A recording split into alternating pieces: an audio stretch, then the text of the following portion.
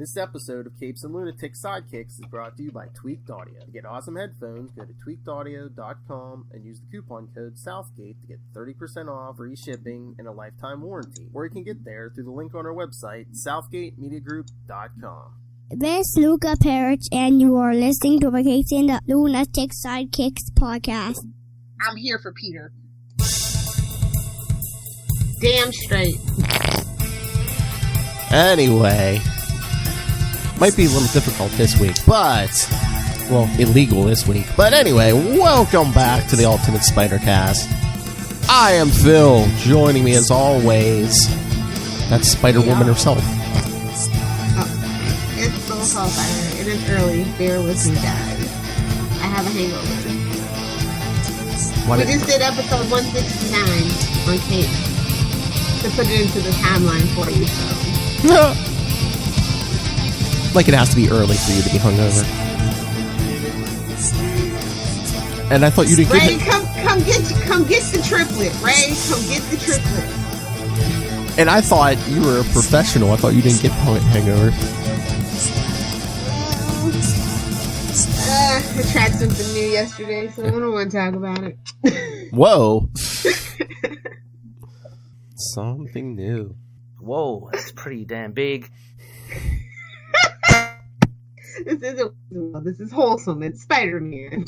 I didn't mean that. Anyway, yes, so this week, for our last Morbius episode, we are covering Ultimate Spider-Man 95 and 96 from... What a perfect way to top off the Poop Sunday with a Bendis run. Mwah! Chef's kiss, Philip. Chef's kiss.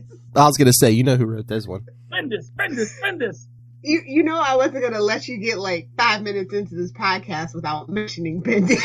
You know it wasn't going to happen. Oh, I know. If you didn't bring it up, I was going to. Bendis. It's actually not that bad, and I feel like Bendis' style does kind of work in this issue, shockingly enough.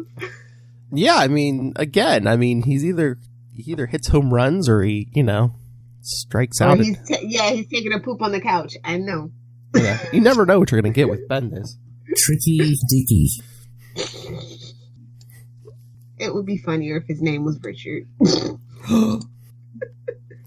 Anyway, so 95. Of course, this cover is creepy, but okay. Of course, the title's Morbius. What's a vampire? Sorry, it's not Spark. I mean, he's like, they really are like, okay, we're gonna keep the suit. He's stuck in a time warp. It's fine. He's a vampire. Like, see, the best vampires either adapt or they become like, Lestat in, Interview with the Vampire. Mm-hmm. Just saying. And apparently he's Lestat, stuck in the past. Oh, look at this recap page. Oh, we're gonna have to cover that because it's Spider-Man and the X-Men were caught in a battle on Krakoa. I think there was a Deadpool story in there somewhere too. So you know where we can cover that. Oh, so this takes place months ago. So young Peter swinging around town. Poor Peter. Running, he sees someone chasing someone else, shooting at them. So Peter's like, I can go help. See, this is the thing about Ultimate Spider-Man. I almost always hate the covers, but I love the inside artwork. So. Oh yeah. Well, I mean, this is still Bagley too, so of course. Yeah, naturally. But this is I like this issue. Oh yeah, it was fun. Peter stops this gunman who turns out to be Blade. I know. I'm just like, yes, slice the spider. And then it's like, oh, are you okay, sir? And it's a vampire. Half vampire. Well, no, this is a Morbius. The living vampire. Because we like oxymoron. Because Blade actually dusts this vampire. Can we get a spider bat? And then Blade threatens Spider-Man, if you ever touch me again, I'll eat your heart for breakfast. It's got some radioactivity in it. I wouldn't recommend it. Well, yeah, he might just stab him because he's threatening him with the sword. Then he runs off. I don't know. My problem, I mean, I know Peter's like a teenager and stuff, but it's like there's. What's he watching on his screen there? But Bendis is still. Oh God, that phone is still corded. What the hell? Least believable thing about this. Oh yeah, because it's from the last arc. Yeah, that someone caught a picture of Spider-Man and Kitty Pryde. Because Kitty Pryde's got to be Kitty Pryde everywhere. And I don't think he's told Mary Jane yet that he's dating Kitty now. So exactly. So she's sitting there at the school talking to him on the phone, and Storm's just sitting there. Well, yeah, it's a corded phone. I think is he at the Bugle? Yeah, because Jameson's cheap. Come on. Honestly, at this point, cordless phones were probably cheaper than trying to find an actual corded phone. But I'll do it for nostalgia's sake. I'll let it slide for nostalgia's sake. Finding a phone, that corded phone's probably just been sitting there since Nixon was in office. Look at the cell phone. I was like, is that a Nokia? Oh my God. Let me see. What did she flip it up and pull the antenna up? No, it's just the block Nokia, the classic Nokia that never dies. I was going to say, where's nice touch. I was going to say, is the Nokia ad on the back of this now? No, it would have been a Sony, whatever Sony's equivalent to. They have a long-standing relationship. Oh yeah, I was flipping through looking for phone ads. Oh, look, it is 2006. They had an X3 game. Oh, they tried. Isn't that apropos? Because isn't somebody going to be on a podcast talking about that god-awful movie? Oh yes, Nick asked me to come back to with him and someone else to discuss. Yes, X3. Bless your soul. That's the all right. rage, the fever, just thinking about that movie. That's all right. I don't mind pooping on stuff. Well, it deserves it, and so does Bryan Singer. So, moving on.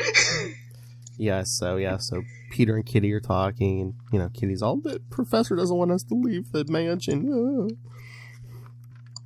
We can't go out on. What is going on?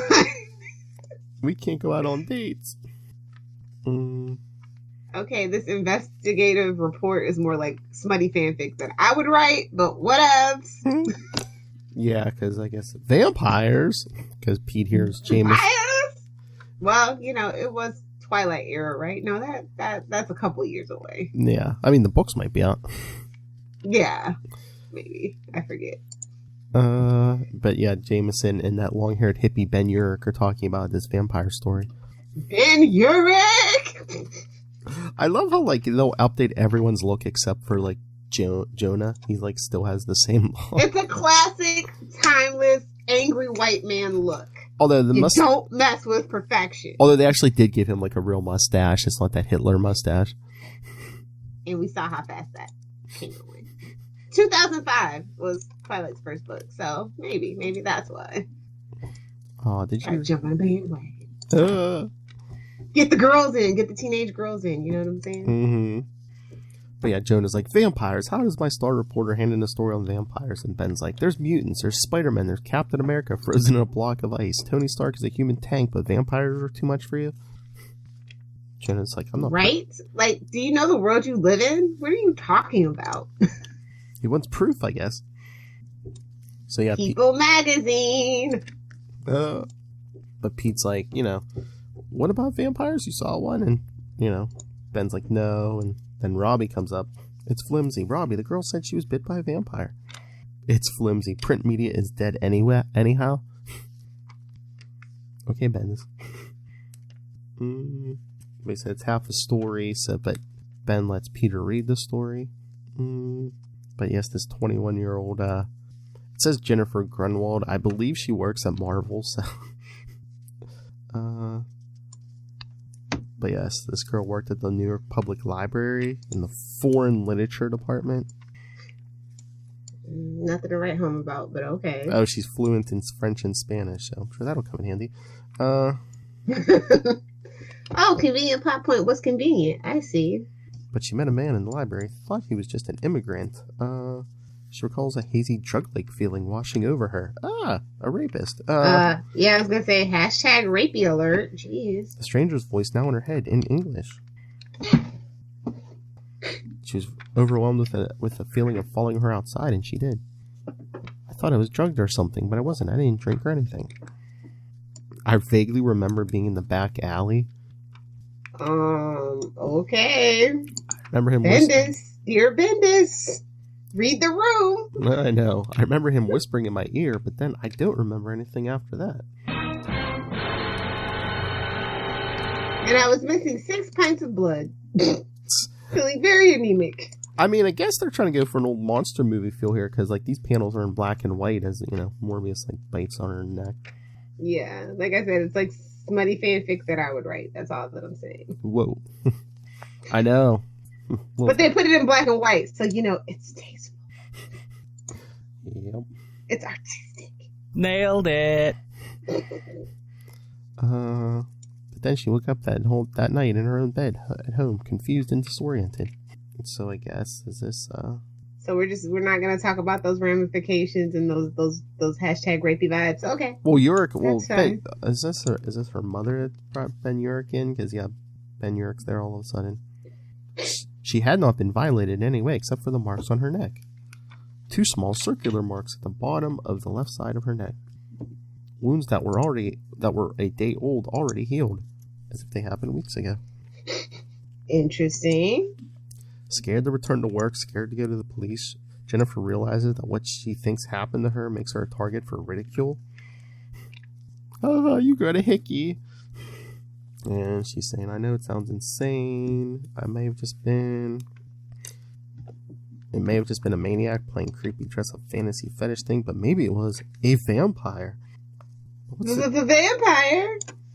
And even she says, but what's to say there are no vampires? There's Spider-Men and mutants mutants with angel wings.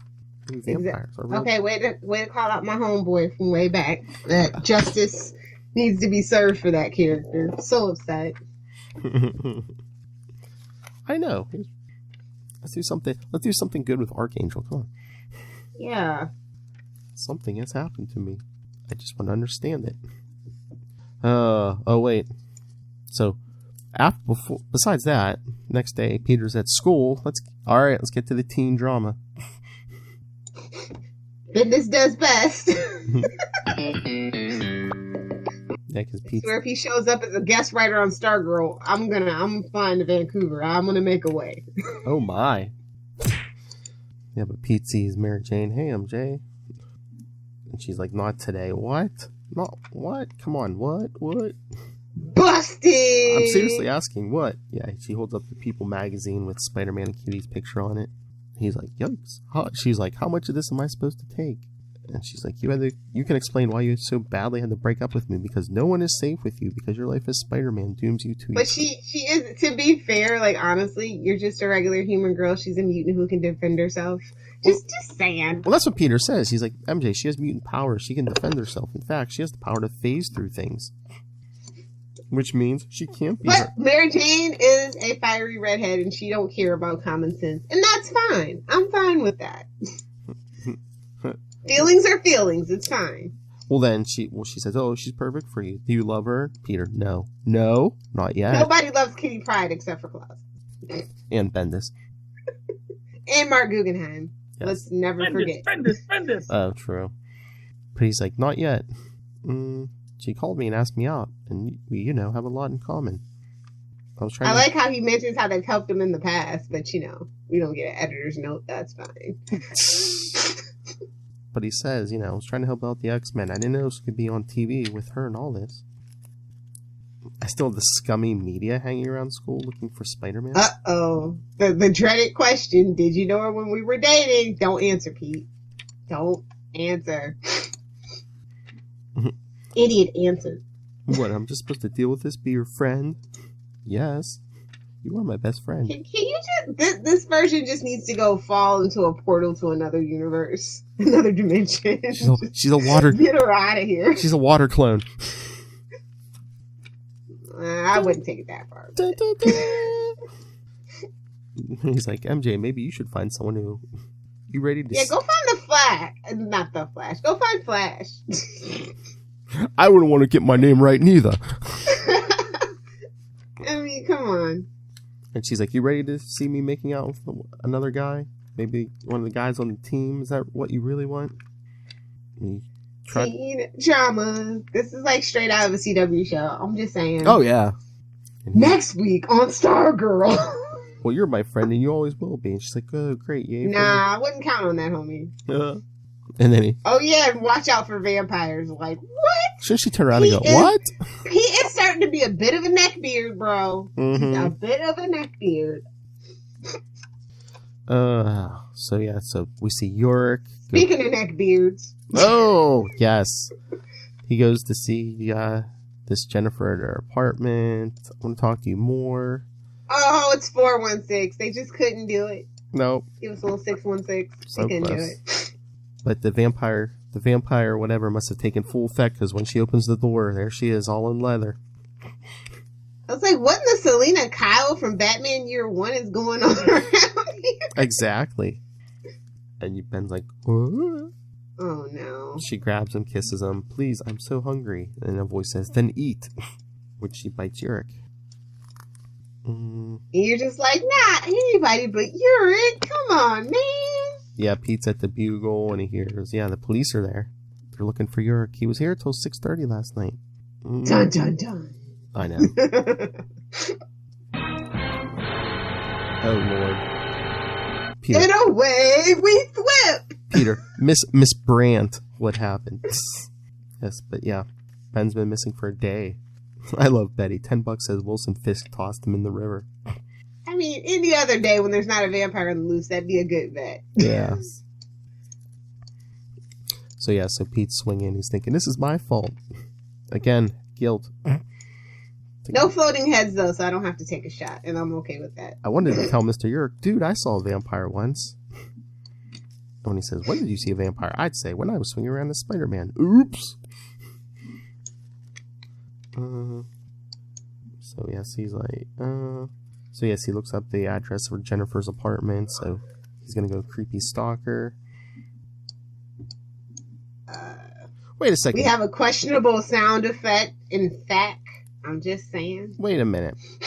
So, yes, the door of her apartment said 416, right? He says he looked up her address and the apartment is 6C. Talk to your artist. Okay. Talk to your artist, Bendis. Come on.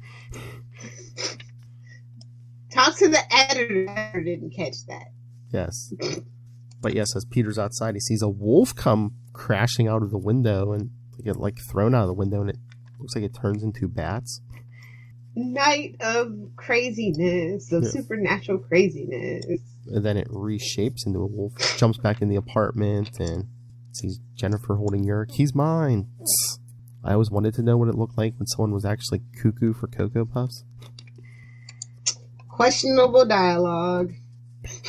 Questionable Bendis dialogue. What would a book be without it? Exactly. So yes, he hits Jennifer. He gets hit by the wolf, who says he's interfering. So I'm just gonna say it. Jared Leto is an upgrade for the character of Morbius. Yes. He'll do some good for that character. But yes, as the wolf's about to attack him, he hears a voice, "Get out of here, boy. You cannot win this fight." And it's Morbius. Oh, no. Yes. So that was the first issue.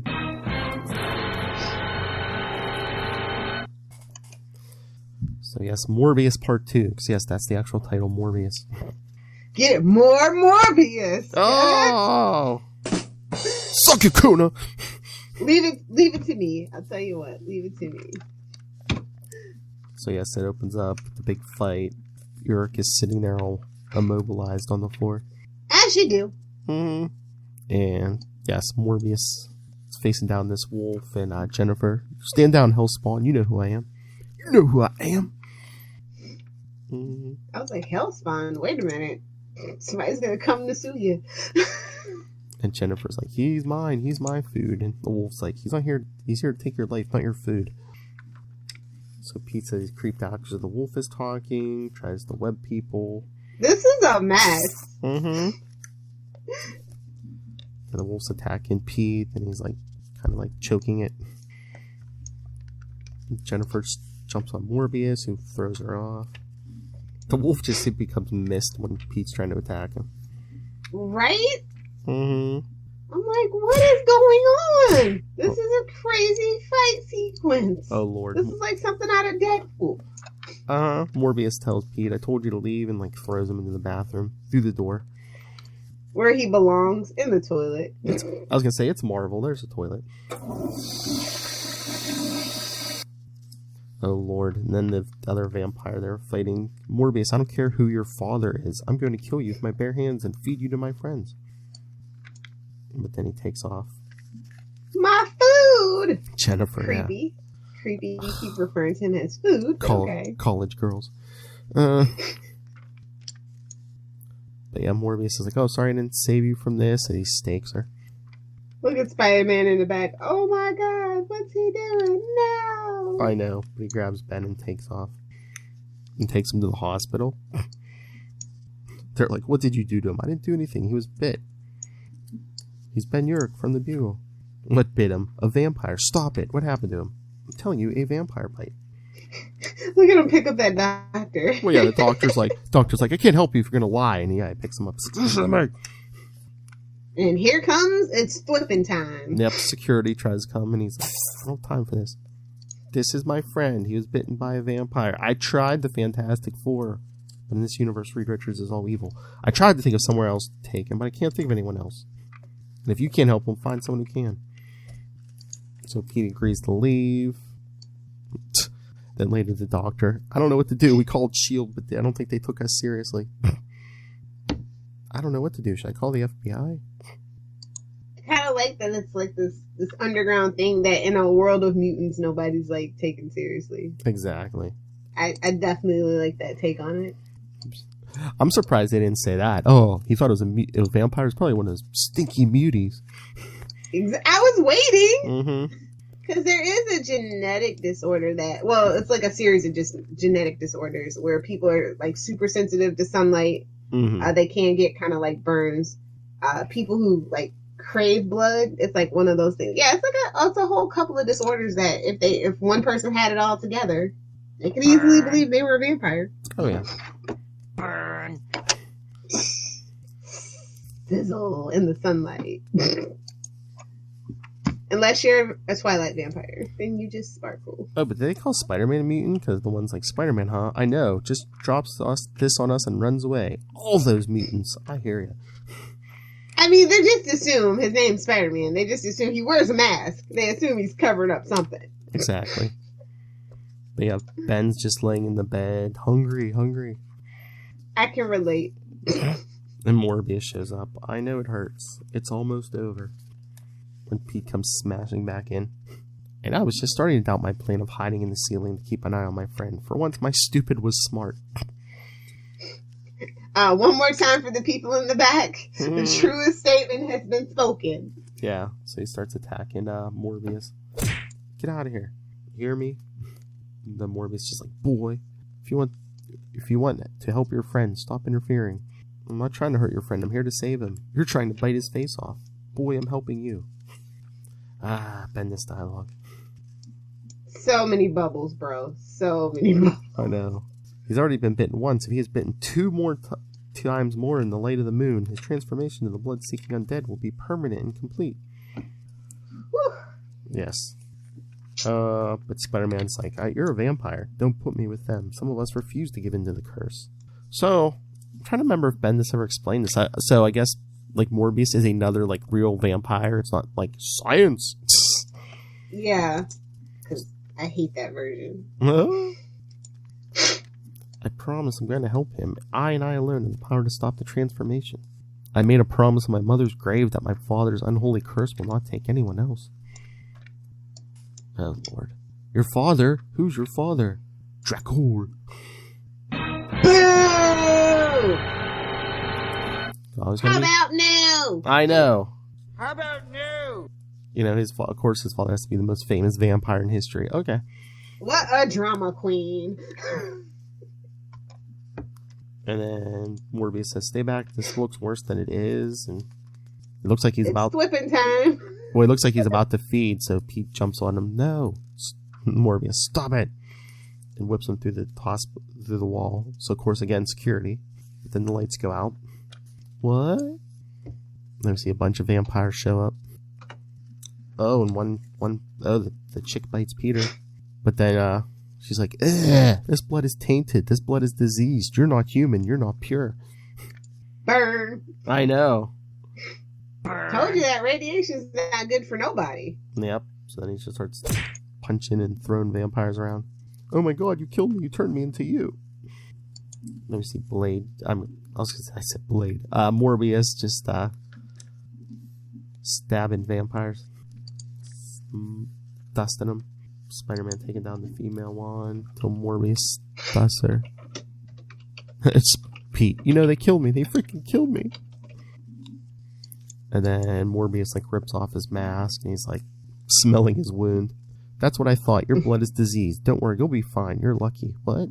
You've done something to your blood. Is that what gives you your abilities? Your blood cannot feed a nightcrawler the way normal human blood can. You're useless. Get out of here, kid. Yeah, sorry. But then he's like, look. And he's like, Yorick looks okay. What did you do? I saved him. Are you okay? No. Again, then this dialogue. You saved him. And you. What? Who? What's your name? Morbius. And if we ever bump into each other again, let's both pray that you've grown the up. Then he disappears into his smoke. That's when Ben wakes up. Oh, hello? I love Pete all CW style with his mask off for the last how many pages? Somebody get Oliver Queen on the line. I know. Okay, but then I guess the next day is Pete's wearing a turtleneck. Get it? Someone's got the ultimate hickey. Pete doesn't want to dissect the frog. Aww. Yeah, the smell of formaldehyde in the morning is not appealing. I'm sorry. But I guess Mary Jane's trying He's like, don't freak out. Did the kitty scratch and bite you? Did she? Oh, yeah. And she's like, what's wrong? You can't fool me. That sweater's a desperate cry for help. And he shows her the wound. Listen, it's happening again. I'm seeing things I shouldn't see. I'm too young to be doing and seeing these things. Daredevil warned me. They all warned me. And she's like, how old do you think is old enough? Oh, and then they hug. They hug. Get that crap out of here. Oh, yeah, sorry. I forgot that's your stake through the heart. I do like how the world just fades away and it's just him and her. I do like the interpretation of this moment. Caring for another human being that isn't myself? Gross. Unnecessary. So what did you think of this final Morbius story? Suck. Yes, but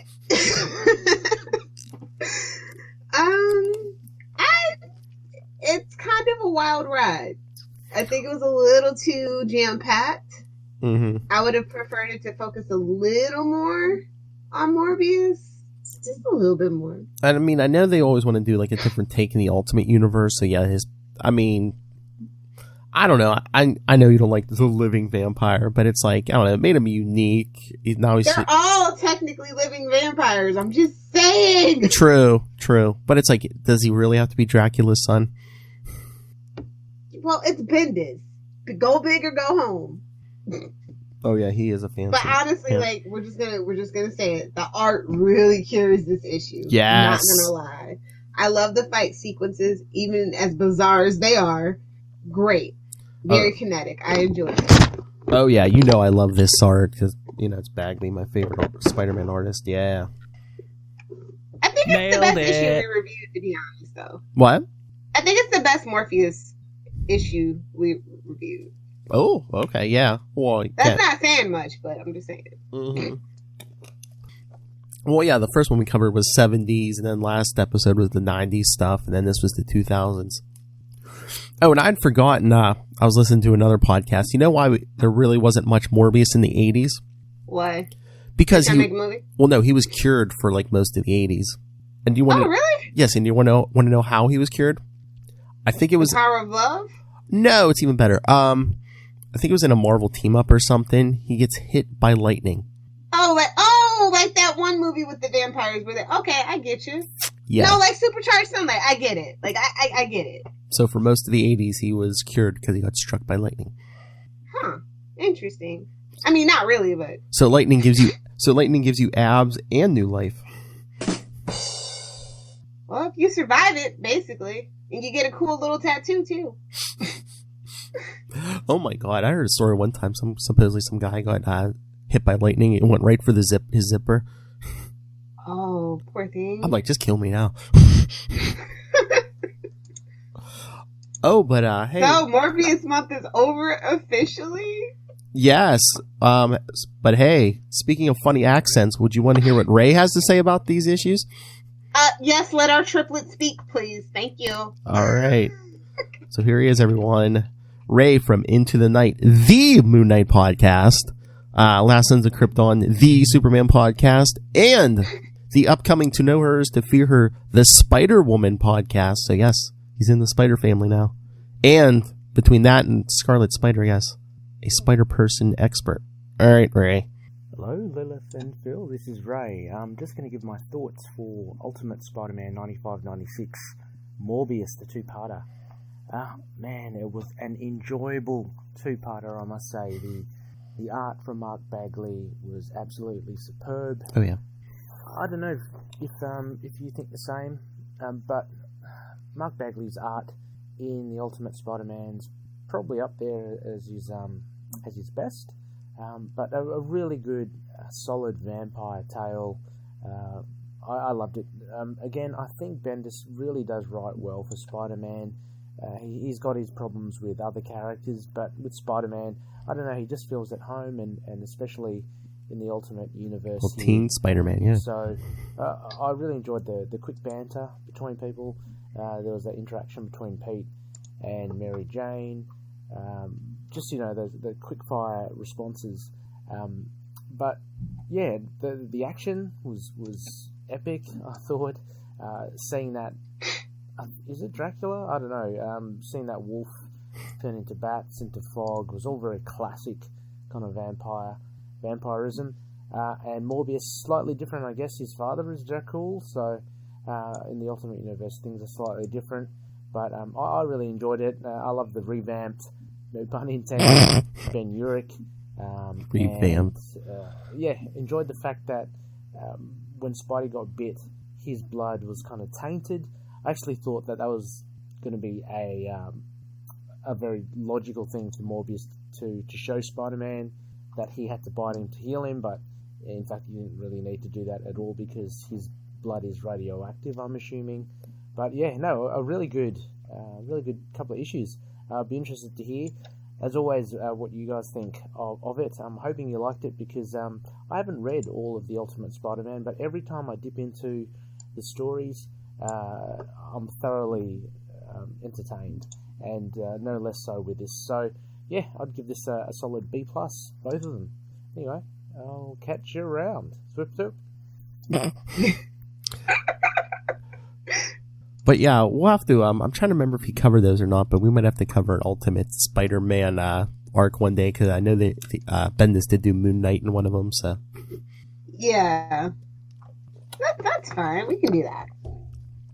So yeah, I think Ray liked it, but his feedback was only a little over 2 minutes. So he's got a whole baby to raise, like a little tiny one. You remember those days? I know, and he had this. Well, he also sent us feedback for Capes and Lunatics 169, and also Wade's World. Great choices, by the way. You guys really should go listen to Capes and Lunatics episode 169 with special guest Master Doom. He did some great picks. I was surprised. I know. Yeah. He represented the indie side for sure. Oh, yeah. So on that note, enough shameless plugs of ourselves. Time to shamelessly plug our sponsors, I suppose. Well, yeah, through more shamelessly plug ourselves. But yes, so send us your thoughts on Morbius.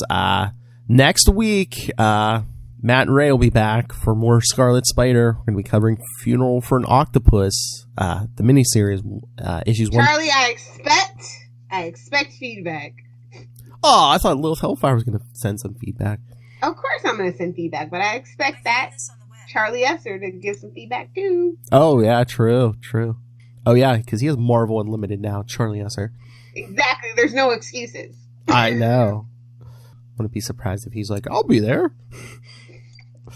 But no, I was going to look up, and then for the month of September, I was going to look up their schedule here. I think it's just, I just picked someone. I don't care about September. I only care about Shocktober, baby. Ooh. That's the only thing I care about. Well, people can send in feedback, Lilith.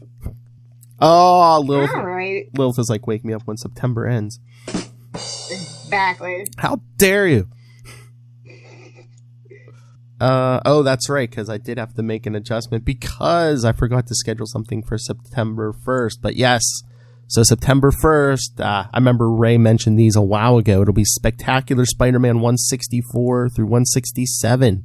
Woohoo! Featuring another, powerhouse in the Shockers weight class, I think. The Beetle in the first issue. Followed by villain. Somebody get Scourge on the phone. We need to clean this up again. Followed by villains Night and Fog, who Ray was all raving about. The worst.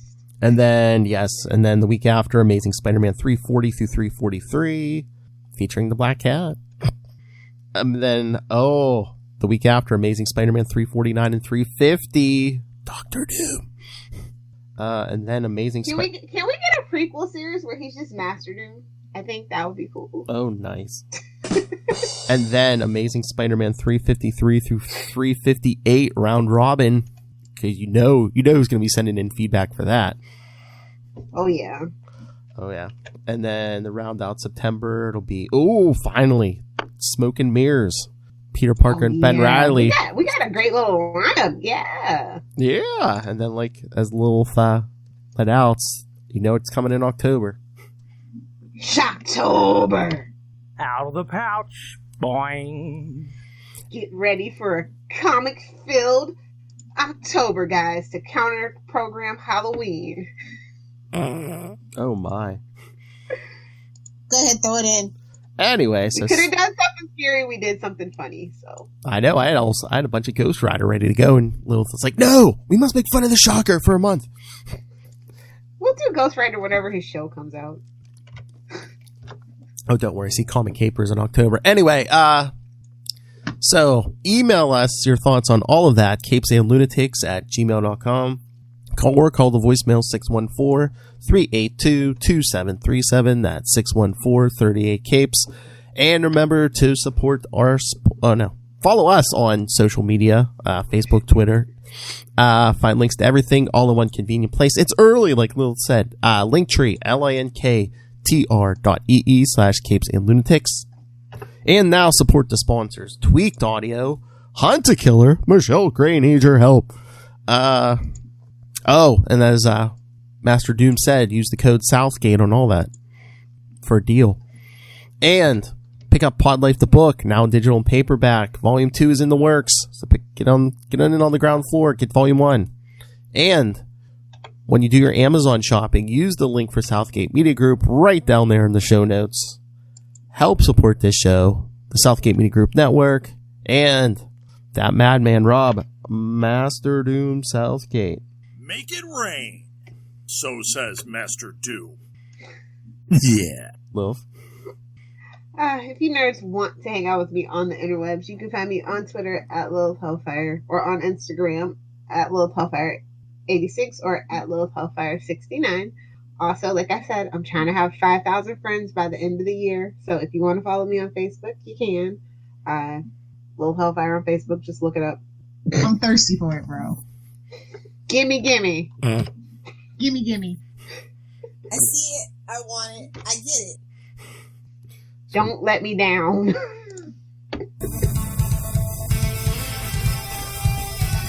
For once, Lilith wants a bunch of friends. Anyway, come back next time.